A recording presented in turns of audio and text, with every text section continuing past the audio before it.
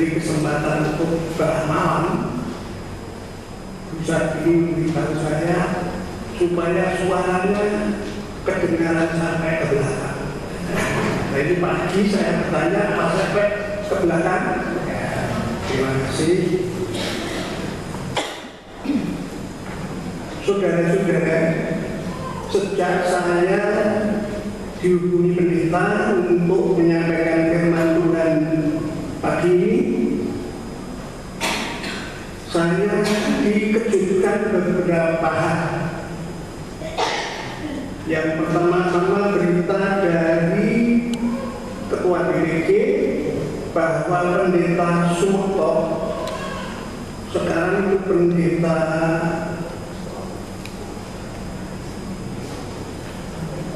di meninggal dunia, yang tidak pernah saya mendengar berita sakitnya. Ternyata dari Jakarta memberitahu beliau serangan jantung.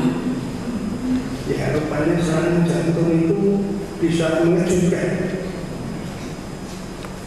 Lalu saya mendengar lagi Bapak Giono, orang Baptis Lembah, mengejutkan juga.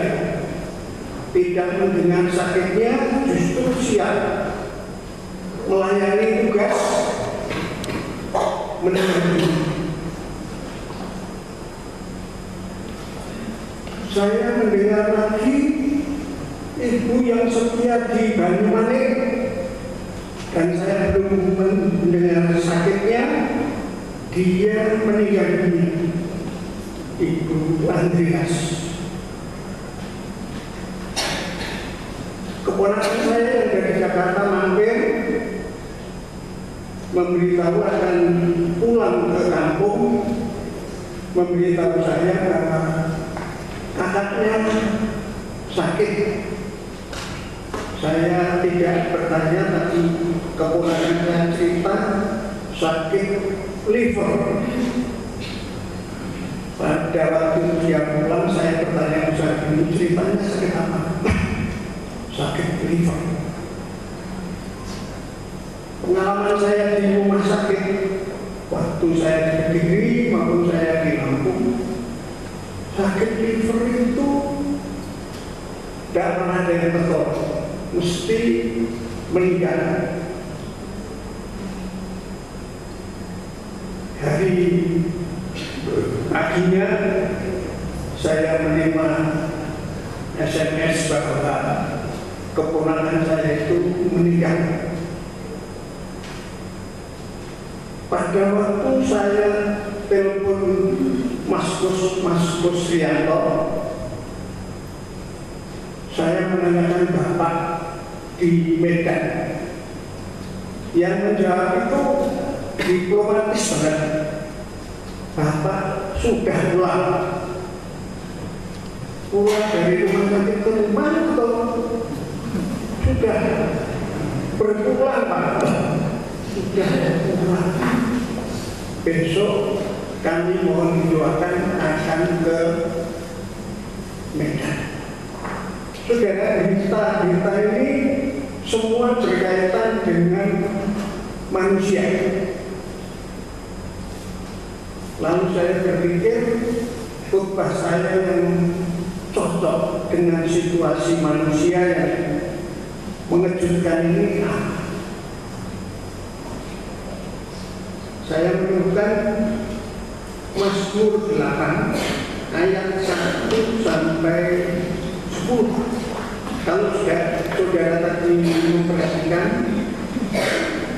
ternyata itu judulnya cocok sekali untuk judul khotbah.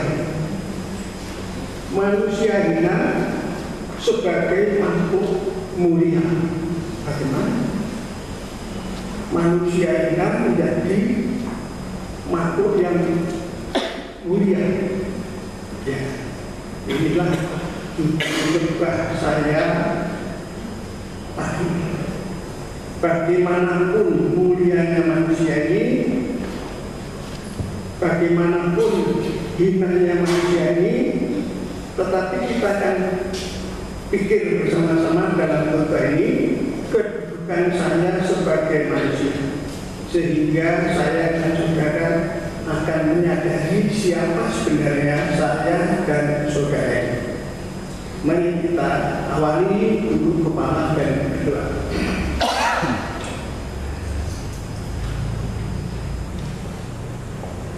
Bapak Saudari, kami datang kepadamu mengucap syukur dan berterima kasih karena Engkau ciptakan kami menjadi manusia. Walaupun kami tidak pernah tahu apa-apa, tapi satu hal yang kami pasti tahu, bahwa manusia itu akan berulang, akan kembali kepada Tuhan. Setiap orang tahu, sehingga kematian atau berulangnya manusia menakutkan kehidupan ini. Walaupun kami tidak mengerti kapan hal itu akan terjadi, mengapa bisa terjadi, dan apa akibatnya kalau kita nanti berpulang kepadamu. Oleh sebab itu, tolonglah Tuhan, pada pagi hari ini kita akan membicarakan bersama-sama, memikirkan bersama-sama, dan akhirnya kita akan ambil keputusan yang terbaik sebelum kami mengalami hal itu. Terima kasih Tuhan Yesus. Kami mohon memakai hati kami, pikiran kami, lidah mulut kami, dan membuka hati dan pikiran setiap saudara kami yang mendengarkan. Dalam nama Tuhan Yesus kami berdoa. Amin.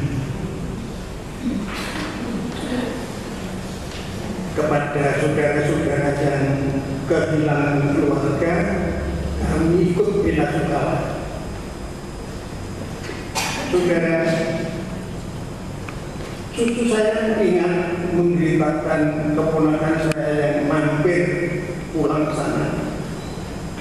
Mbak itu pernah bicara pada Mbak Parti itu yang meninggal dunia. Kalau kamu tidak mengunjungi ke Semarang sekarang, mungkin pada waktu nelayan kamu akan ke sana. Ya, kemarin mereka takut juga. Waktu saya masih sehat tidak mengunjungi, tapi kalau nelayan ya mungkin tidak mau mengunjungi. Akhirnya mereka ke Semarang.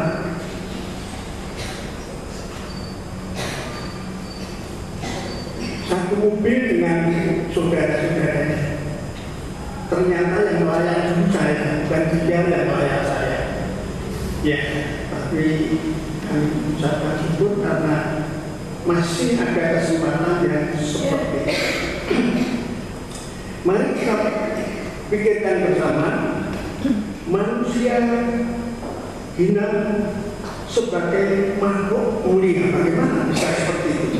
Kalau hina tidak akan hina seterusnya. Bukan sejak lahir mulia sampai akhir. Tapi si pemazmur menyatakan bahwa manusia hina ini sebagai makhluk mulia. Saudara, ada 4 garis besar yang akan saya sampaikan. Yang pertama,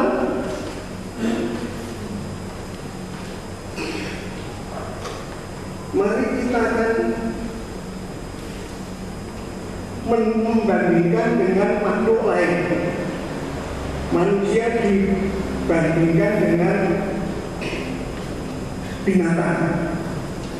Agar kita akan lihat apa yang dikatakan firman Tuhan kalau kita dibandingkan dengan makhluk lain. Kita masih melihat Mazmur 8 ayat yang ke-5 sampai yang ke-7.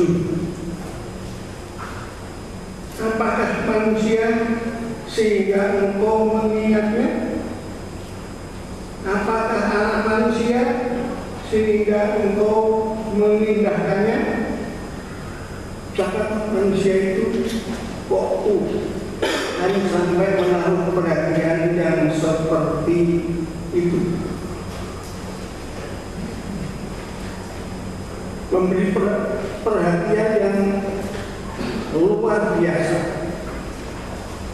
Nah, ini kalau kita coba dibandingkan dengan makhluk lain,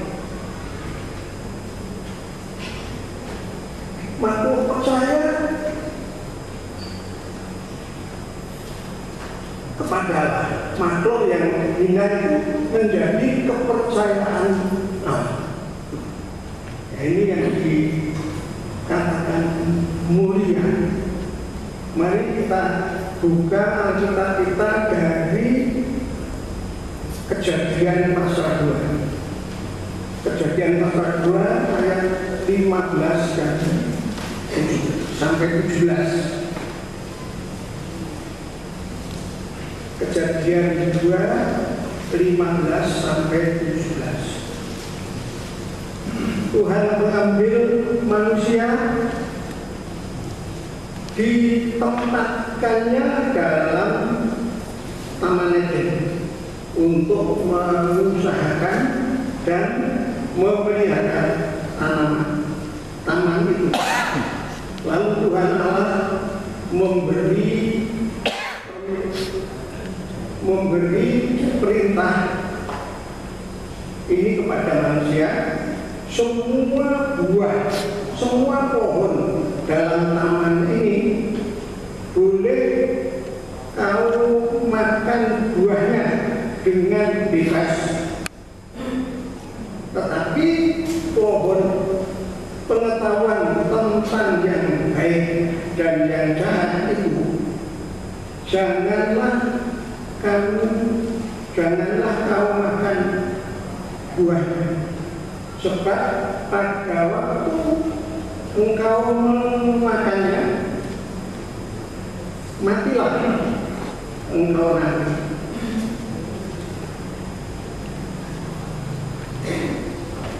Satu boleh dimakan dengan bebas, tapi satu yang ada di tengah, pohon pengetahuan baik dan jahat jangan. Sebab kalau kamu memakannya, hari itu kamu akan mati. Pasti manusia itu belum mengerti mati itu seperti apa. Apakah mengalami ketakutan seperti kita yang sekarang ini sudah tahu kematian? Tapi Tuhan sudah memberitahukan kalau dia makan itu, kamu akan mati. Mari kita coba memperhatikan ayat 19 sampai 20. Lalu Tuhan Allah membentuk dari tanah segala binatang hutan dan segala burung di udara. Di bawahnya lah semua kepada manusia untuk melihat bagaimana ia menamainya, dan seperti nama yang diberikan manusia itu kepada tiap-tiap makhluk yang hidup. Demikianlah nanti nama makhluk itu. Jadi yang di nama binatang-binatang itu adalah manusia.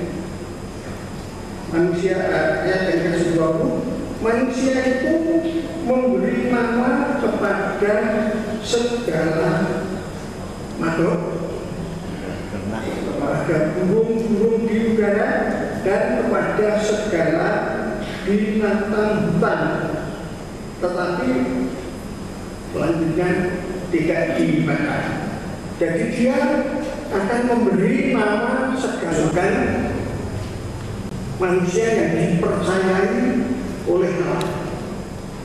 Burung-burung diberi nama, binatang-binatang diberi nama, Yang memberi nama bukan Tuhan yang membuat, yang menciptakan, tetapi Allah yang menciptakan, dan manusia yang memberi nama-nama itu.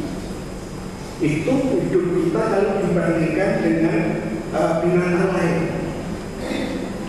Sesungguhnya apa bagi manusia, tapi dipercayai oleh Allah. Kalau melihat binatang ini kan memberi nama apa? Lalu diberi nama semut. Kenapa? Mungkin kecil ya semut. Sampai sekarang kalau melihat itu semut. Bagaimana kalau melihat gajah? Wah, besar. Yang gajah. Apa? Gajah. Sampai sekarang ini tidak ada yang bilang gajah. Gajah. Wah, besar. Nah, sampai sekarang itu nama yang diberi. Itu kalau dibandingkan dengan makhluk lain. Tapi bagaimana kalau manusia itu dibandingkan dengan Allah? Akan juga ketemu Allah? Belum pernah. Saya belum pernah. Siapa-siapa belum pernah. Termasuk manusia itu. Itu bagaimana kalau kita bandingkan dengan Allah? Kita perhatikan lagi Mazmur 8 ayat 4 dan 5. 4 dan 5. Mazmur 8 ayat 4 dan 5. Jika aku lihat langitmu, jadi langit itu punyanya Tuhan, buatan jarimu, langit itu buatan jari Tuhan, bulan dan bintang-bintang yang kau letakkan, apakah manusia sehingga engkau mengingatnya? Apakah anak manusia sehingga engkau memindahkannya? Apa artinya kita? Kalau kita bandingkan dengan Allah, langit, bintang-bintang, semua itu buatan tangan Tuhan. Kalau kita dibandingkan dengan Allah yang punya kuasa seperti itu, apa? Kalau manusia dibandingkan di Yesaya 40 itu lebih aneh lagi. Yesaya pasal 40, Yesaya pasal 40 ayat 15 yang ini, sesungguhnya bangsa-bangsa adalah seperti setitik air dalam timba. Jadi ketika mengambil air di dalam timba, ada setitik air dalam timba, dan dianggap seperti sebutir debu, bukan sebutir pasir. Sebutir pasir itu jelas, seperti sebutir debu pada neraca. Jadi kalau kita melihat timbangan, lalu timbangan itu sudah tertimbang, kalau salah satu tempat timbangan itu diberi satu butir pasir, apakah timbangan itu akan menjadi jomplang? Saya kira tidak. Karena kecilnya butir itu. Dikatakan di sini, sesungguhnya pulau-pulau, tidak hanya orang, pulau-pulau bukan hanya pulau Jawa, tapi pulau-pulau tidak lebih dari abu halus beratnya. Kalau dikatakan sudah banyak pulau-pulau saja beratnya tidak hanya sebutir pasir, itu tidak begitu berat. Ayat 17 lebih mengerikan.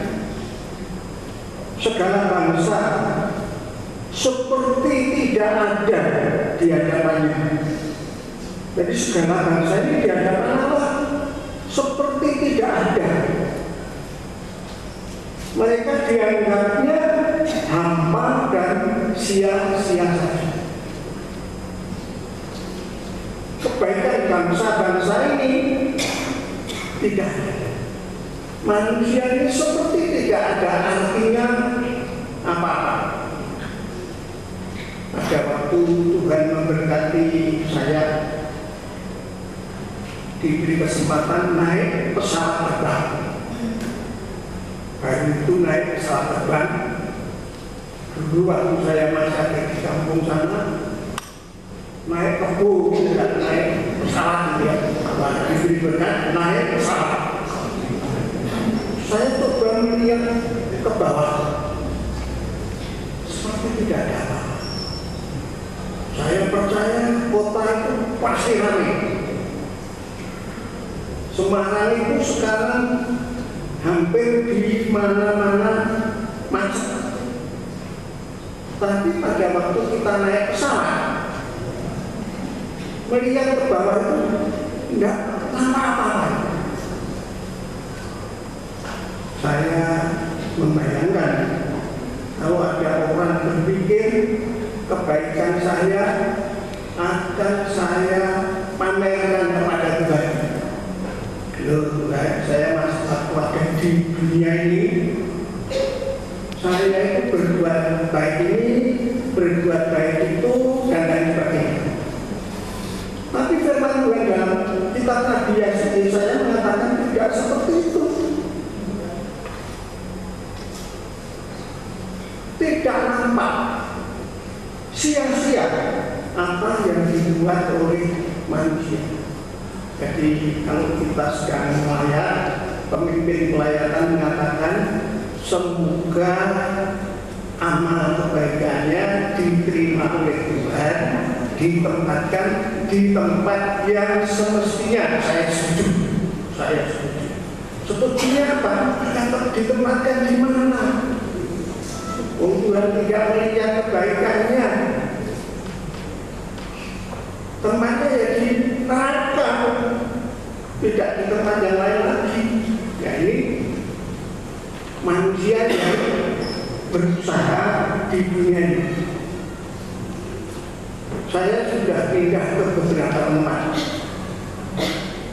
Hanya di Semarang ini saja saya mendengar pemimpin pelayanan itu mengajukan pertanyaan pada pelayan. Saudara-saudara, Bapak ini baik atau baik? Baik atau baik? Maksudnya itu supaya tidak ada orang menjawab turun. Dibanding ya, Bapak ini baik atau baik? Jadi akhirnya ya semua jawab baik, supaya menjawab baik. Tuhan, nanti kalau sampai di sana, Tuhan sendiri mengerti Pak ini itu orang baik. Lalu Tuhan mengaku ya katanya orang itu baik apa itu? Tidak tahu itu ya, sudah tahu itu hanya pikiran kita, hanya kemauan kita dan keinginan kita. Tapi apa kita Nabi Yesaya ini mengakusi kita? Oh ini firman Allah. Firman Allah menyatakan seperti itu, bahwa di hadapan Allah manusia itu seperti tidak ada, dianggap hampa dan sia-sia. Ini kalau kita memperhatikan kitab Nabi Yesaya yang saat ini sedang kita perhatikan. Saudara, mari kita akan perhatikan kebenaran firman Tuhan. Tidak ada artinya apa-apa, hanya seperti debu halus dan tidak ada gunanya apa-apa. Lalu manusia dalam pandangan Allah seperti apa? Oh, tadi Allahnya mengatakan itu pandangan manusia, pandangan Allah seperti apa? Di dalam surat Roma, mari kita buka surat Roma pasal 3. Surat Roma pasal 3 dimulai ayat yang ke-10. Surat Roma pasal 3 dimulai ayat yang ke-10.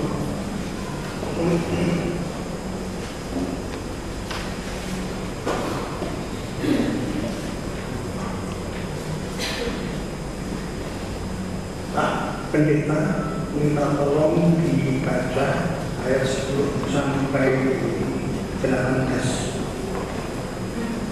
Inilah firman Tuhan, seperti ada tertulis, tidak ada yang benar, seorang pun tidak. Tidak ada seorang pun yang berakal budi.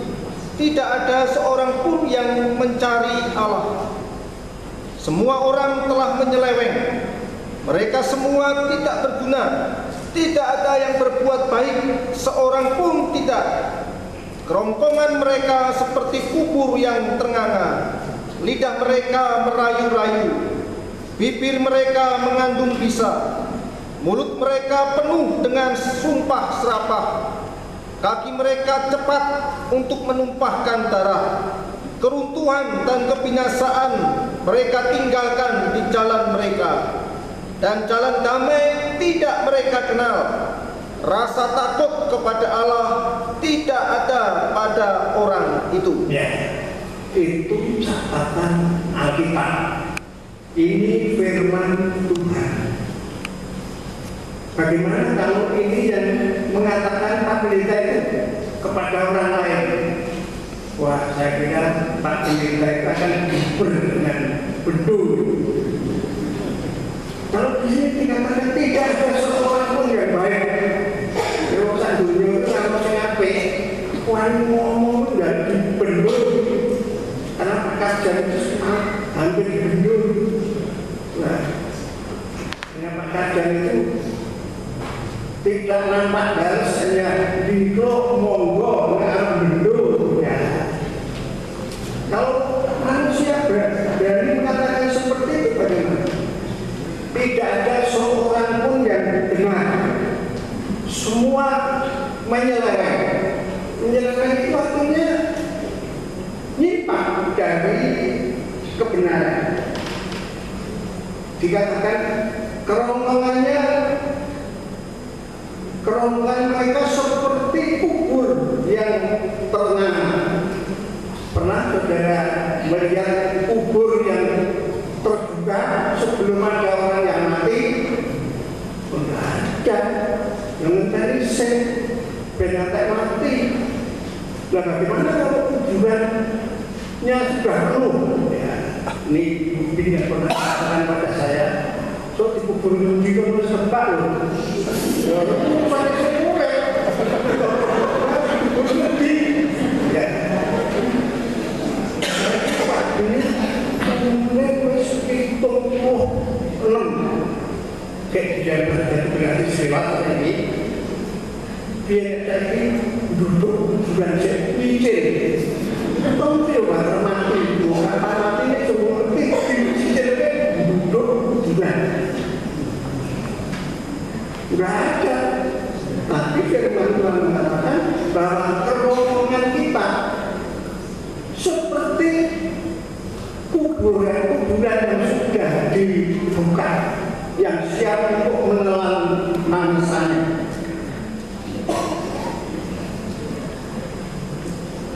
Kelakuan kita, sifat-sifat kita merugikan kehidupan orang lain. Nah, ini yang dikatakan Alkitab. Lalu kesimpulannya apa? Ayat 23 dikatakan, karena semua orang telah berbuat dosa, semua orang telah berbuat dosa tidak dibaca itu, dan telah kehilangan kemuliaan Allah. kita belum pernah mengerti kemuliaan Allah. Saya pernah diceritani bapak saya, karena rumah yang dibangun pada waktu duduk pondasinya ada bekas-bekas pondasi batu. Saya pernah bertanya, ini ada pondasi batu, ini pondasi apa? Bapak saya memang tidak menjelaskan, tapi kakak saya menjelaskan. Ini dulu rumahnya bapak itu bagus, rumah batu, tapi dilelang orang. Karena lingkungan apa kita tidak tahu. Pada waktu di pengadilan diputuskan rumahnya dilelang. Nah, rumah yang dilelang ini dibongkar. Tapi karena rumah batu ya rugi semuanya, apa yang dapat diambil ya, tapi itu digunakan. Nah, dikatakan Al-Quran, bagi manusia sesungguhnya tidak punya apa-apa. Semuanya sudah berbuat dosa dan kehilangan kemuliaan Allah. Kita tidak punya apa. Kalau kita diberitahu bahwa Allah itu mempunyai kemuliaan, kita belum tahu kemuliaannya seperti apa. Tapi itu diberitakan oleh Alkitab kita. Kita perlu percaya kalau kebenaran Alkitab ini benar. Kalau tidak percaya pun saya dan saudara mengalami kesulitan apa, dan kita tetap di dunia yang seperti ini saja. Nah, oleh sebab itu saudara, kita sekarang bahwa kehidupan kita ini sangat-sangat menyedihkan. Lalu besok kalau kita meninggal dunia akan kemana dan akan mempunyai apa? Ini yang jadi pertanyaan banyak. Tidak sedikit orang yang karena memikirkan bahwa di kemudian hari kita masih ada kehidupan, kita menyiapkan diri pada waktu masih di dunia ini. Saya dan saudara perlu hidup dengan baik. Di dunia ini mencoba melakukan kehidupan yang sebaik-baik. Tapi kalau saya dan saudara memperhatikan hidup kita di dunia ini kehidupan yang tidak berarti apa-apa. Saya dan saudara hanya seperti uap. Kalau kita membuka kitab Yakobus pasal 4, Yakobus pasal 4 saudara, ayat yang ke-14. Yakobus pasal 4 ayat yang ke-14. Sudah ketemu? Pak, boleh silakan baca lagi. Firman Tuhan, sedang kamu tidak tahu apa yang akan terjadi besok. Apakah arti hidupmu? Hidupmu itu sama seperti uap yang sebentar saja kelihatan lalu lenyap. Jadi hidup manusia di dunia ini hanya seperti uap. Nah, kalau sampai 76 seperti Pak Sardi ini kan uap suwi banget dia. Suwi banget. Tetapi setelah itu ya tidak ada artinya apa-apa. Kita tidak bisa berpikir saya akan di sana berdagang, kalau sudah punya keuntungan baru pulang membeli apa dan lain sebagainya. Di Kediri saudara, pada waktu saya masih ada di Kediri itu, di Kediri itu banyak orang Lamongan jual soto. banyak orang melakukan. Lalu di kiri itu hanya kontrak satu kamar sempit, ditempati orang 5 atau orang 6. Kamar sama piye ya? Aku jadi wong liya mapan iki kan. Tiap hari siji loro telu ngeblake kan. Nek ngeblake ora susah. Rasa ngeblake kan kayak tapi kalau lama kan di sana punya sapi, punya rumah dan lain sebagainya. Ya, ini pada waktu hidup di dunia ini di Kediri satu goni. Tapi kalau kembali ke Lamongan punya rumah yang cukup baik, punya sapi tidak hanya satu, punya sawah jembar dan lain sebagainya. Kalau saya dan saudara sekarang di dunia seperti ini, besok kalau kita pulang ke akhirat, apa yang kita miliki di sana? Kita belum ada yang tahu. Hanya dengan penuh keyakinan bahwa rumah Tuhan di sana, surga di sana itu lebih baik daripada rumah siapapun di Semarang ini.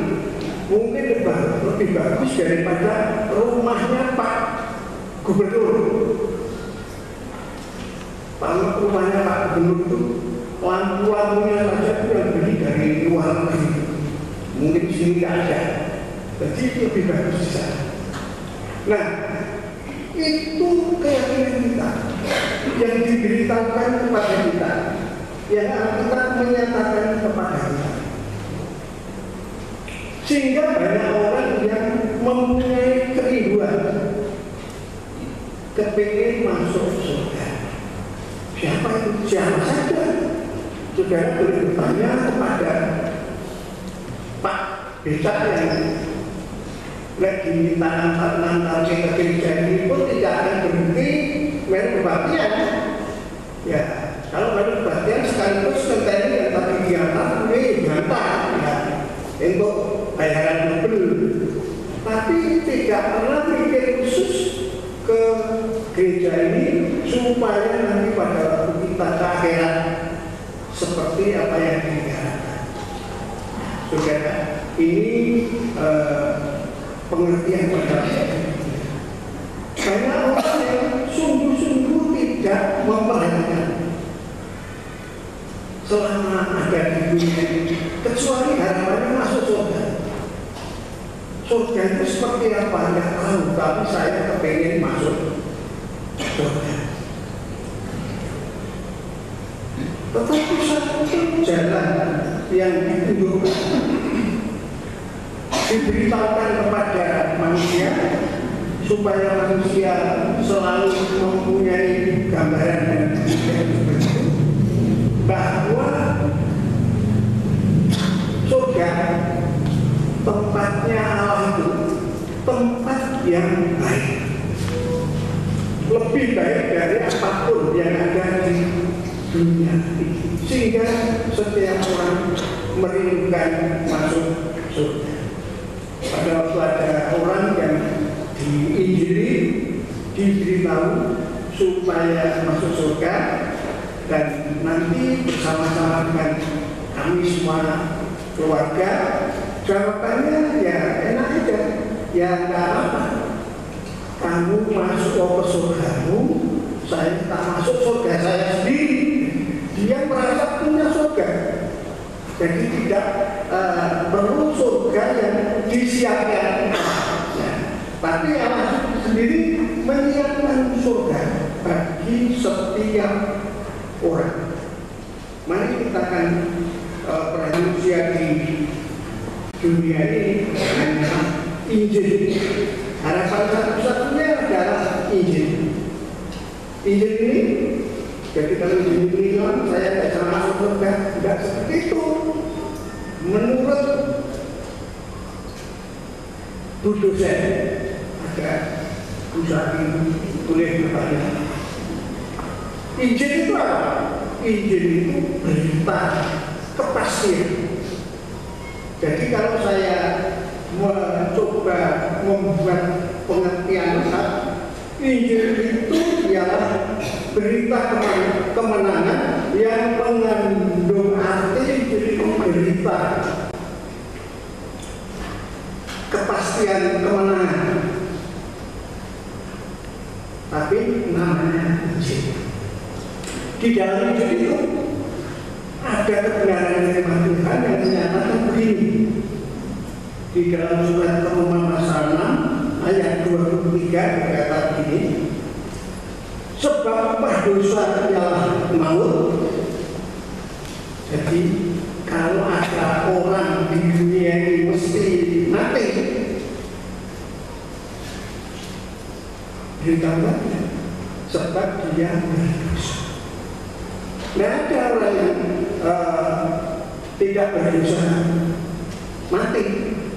Kita belum pernah melihat Tuhan. Karena Tuhan tidak berdosa, tidak pernah mati itu.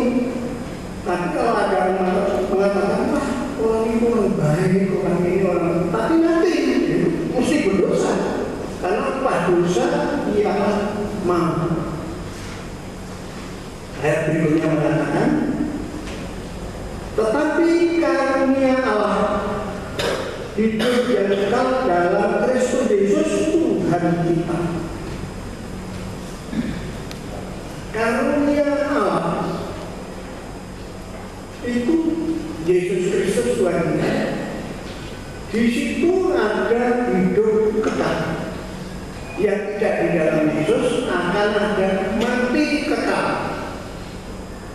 Tapi yang percaya Tuhan Yesus Kristus akan mempunyai hidup kekal. Nah, ini yang memberitahu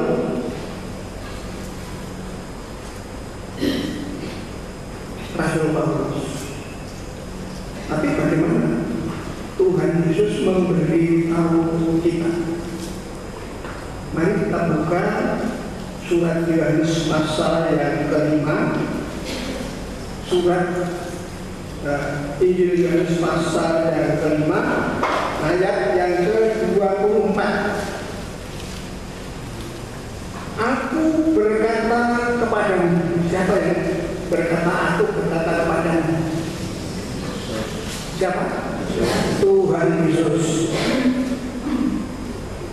Sesungguhnya barang siapa mendengar perkataanku, mendengar ya, mendengar dan percaya kepada Dia yang mengutus aku. Siapa yang mengutus Yesus? Saudara percaya itu? Ya. Kalau saudara percaya yang mengutus itu, yang mengutus Tuhan itu, yang mengutus Yesus itu Tuhan, Ia mempunyai hidup yang kekal. Kalau kita mendengar suara Yesus, kalau kita percaya Yesus itu diutus oleh Allah, kita mempunyai hidup yang kekal dan tidak turut dihukum. Kenapa kok tidak turut dihukum? Karena yang tidak percaya, yang tidak mendengar Yesus akan dihukum. Tetapi yang percaya tidak akan dihukum. Kenapa?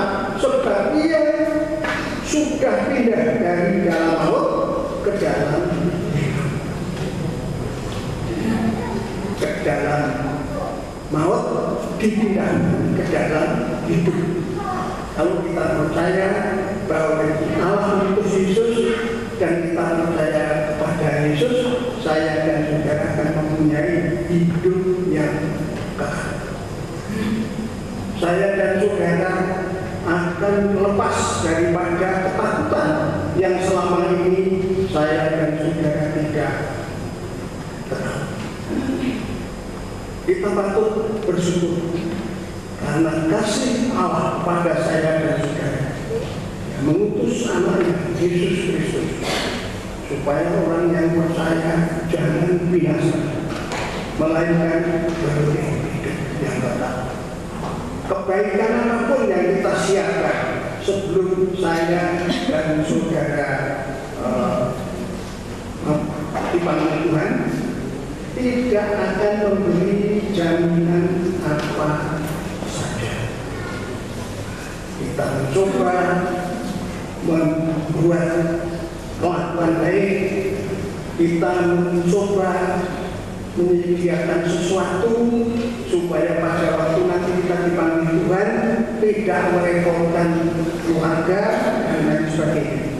Saya di Semarang pada waktu saya menjadi gembala sidang di gereja seperti ini, ada anggota yang meninggal. Pada waktu jenazah itu diangkatkan ke pekuburan, ada mercon yang berbunyi. Nah, saya lupa. Loh, kok ada mercon berbunyi? Itu pesannya Bapak itu. Dia duduk di atas mercon, memberitahu besok kalau aku diangkatkan ke pekuburan supaya mercon itu dinyalakan. Apa itu akan menyebabkan pasti diterima Tuhan? Pasti dan itu karena Bapak itu sudah percaya kepada Tuhan Yesus. Pasti dia percaya Tuhan Yesusnya yang menyebabkan dia diselamatkan. Saudara-saudara, saya dan saudara mengerti siapa manusia itu. Saya dan saudara, kalau kita dibandingkan dengan makhluk lain pasti kita lebih mulia.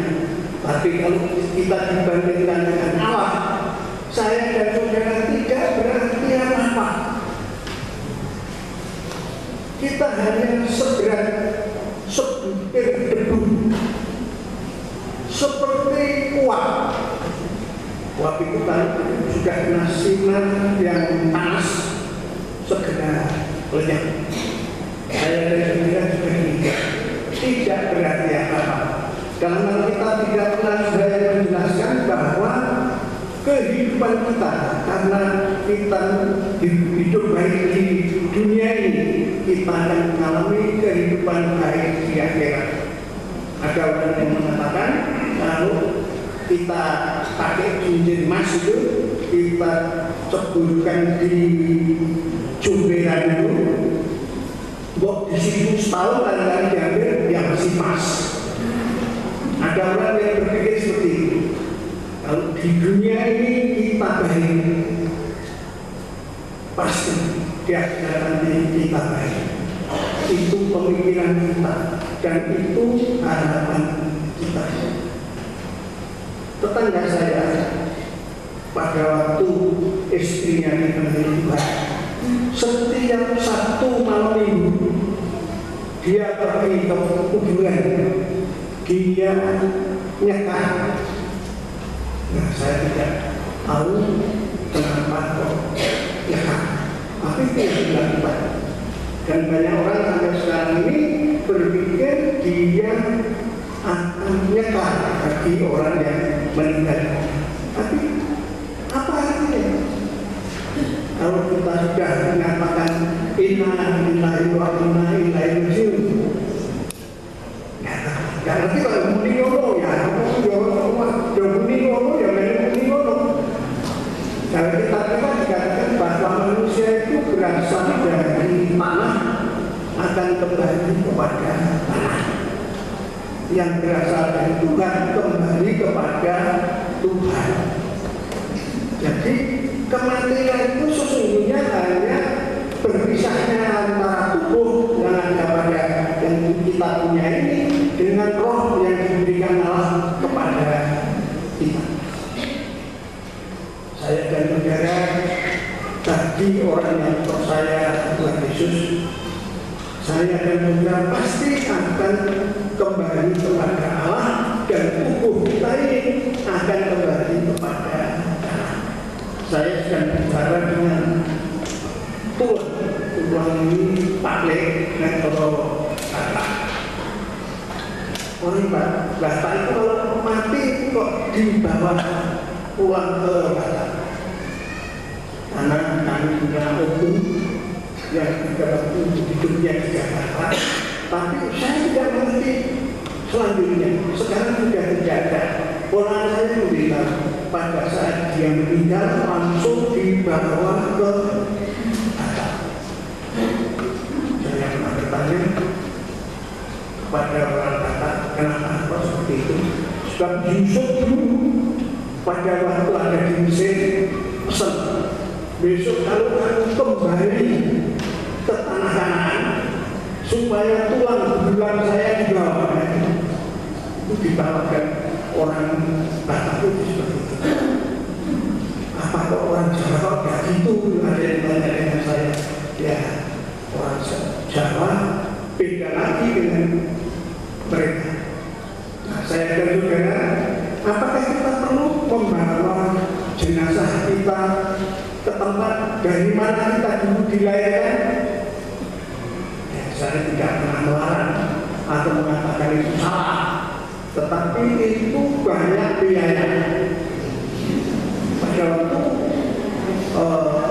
dosen STB istrinya meninggal dunia itu orang Manado.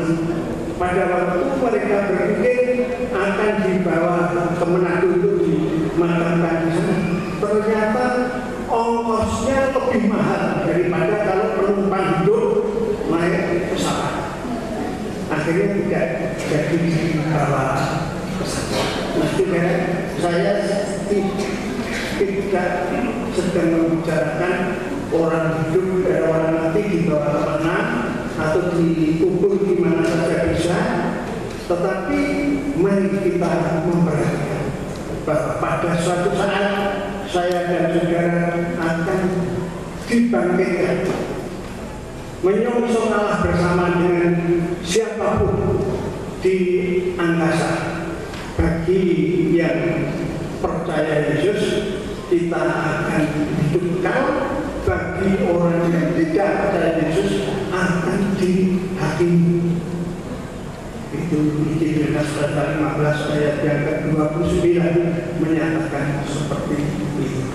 Saya dan saudara mempunyai harapan bahwa saya dan saudara kelak akan bersama-sama dengan Allah di sana. Walaupun saya dan saudara mungkin meninggalnya tidak di tempat di mana saya dilahirkan. Saudara-saudara, inilah kebenaran firman Tuhan, kedudukan kita manusia. Kalau kita mengatakan bahwa kita manusia itu mulia, memang kita mulia. Tapi pada waktu Tuhan mengatakan bahwa manusia hina, kita tidak bisa sakit hati. Firman Tuhan mengatakan manusia hina, tetapi mulia. Mari kita berdoa. Bapak Saudari, kami datang kepadamu mengucap syukur dan berterima kasih karena tangan kuasa-Mu bersama dengan kami. Engkau menolong kami sehingga kami menjadi anak-anak Tuhan. Kalau Tuhan menjadikan kami milik-Mu dan Tuhan menjamin bahwa kami akan bersama-sama Tuhan, Tuhan memberi kemurahan kepada kami.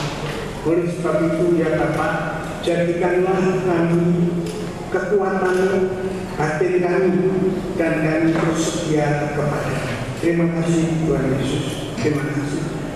Kami berdoa kepada saudara-saudara kami yang sampai saat ini belum menyerahkan diri kepada Tuhan Yesus, kiranya mengambil keputusan kesempatan. Terima kasih Tuhan Yesus. Amin. Saudara, kalau ada di antara saudara pada saat ini belum sungguh percaya, mungkin baru kurang percaya, atau belum sungguh menyerahkan diri kepada Tuhan Yesus, nyanyian ini nyanyian untuk saudara. Pada waktu dinyanyikan, pendeta yang berdiri di depan, saudara silahkan maju ke depan menyatakan bahwa saat ini percaya kepada Tuhan Yesus.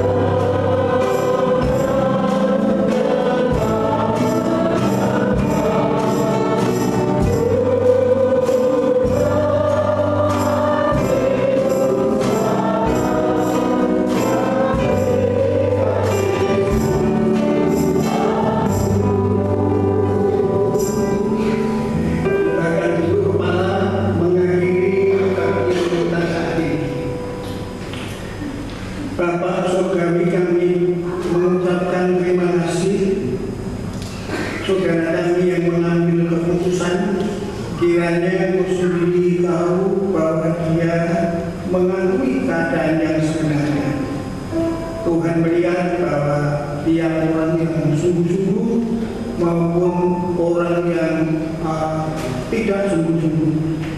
Tuhan Yesus, kami menyadari kelemahan yang ada pada kami, kekurangan yang ada pada kami yakini kesempurnaannya di dalam keputusan ini. Tuhan akan menerimanya. Terima kasih Tuhan Yesus. Sebentar lagi kami akan meninggalkan tempat ini. Mohon penyertaan, beri kami kendaraan, beri kami pertemuan dengan keluarga yang masih ada di rumah, dan jadikanlah kehidupan keluarga kami keluarga Kristen yang sebenarnya. Terima kasih Tuhan